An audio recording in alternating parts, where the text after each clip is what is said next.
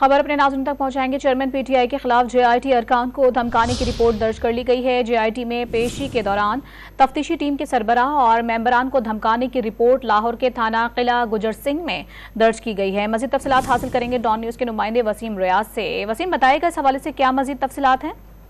देखिए, थाना किला गुजर सिंह में जो है पीटीआई के चेयरमैन के खिलाफ ये रिपोर्ट दर्ज की गई है। रिपोर्ट इंचार्ज इन्वेस्टिगेशन किला गुजर सिंह मोहम्मद सरवर की मुद्दत में दर्ज की गई है। रिपोर्ट के मुताबिक चेयरमैन पीटीआई को सरवर रोड थाने में दर्ज मुकदमा 96/23 में तफ्तीश के लिए जब बुलाया गया था और जेआईटी के सामने पेश जब हुए तो जो चेयरमैन पीटीआई उनकी तरफ से तफ्तीशी टीम को जो है वो धमकाया गया। रिपोर्ट में बताया गया है कि चेयरमैन पीटीआई ने उंगली के साथ जेआईटी के सरबराह इमरान कीश्वर और दीगर मेंबरान को जो है वो धमकाया और ये भी कहा कि वो उनकी हुकूमत जो है वो वापस आने लगी है, किसी भी अफसर को जो है वो रहने नहीं देंगे।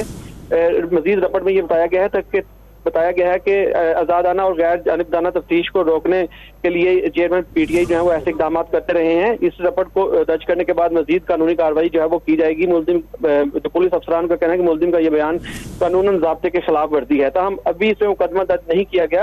रोजनामे में ये रिपोर्ट दर्ज करके इसको तफ्तीश का हिस्सा जो है वो रिकॉर्ड जो है पुलिस ने अपने पास रख लिया है। आने वाले दिनों में इसमें मुकदमा दर्ज करके मजीद कार्रवाई भी जो अमल में लाई जा सकती है। रिपोर्ट दर्ज कर ली गई है, मुकदमा दर्ज अभी नहीं किया गया है। वसीम रियाज तफसीलात बता रहे थे, बहुत शुक्रिया आपका।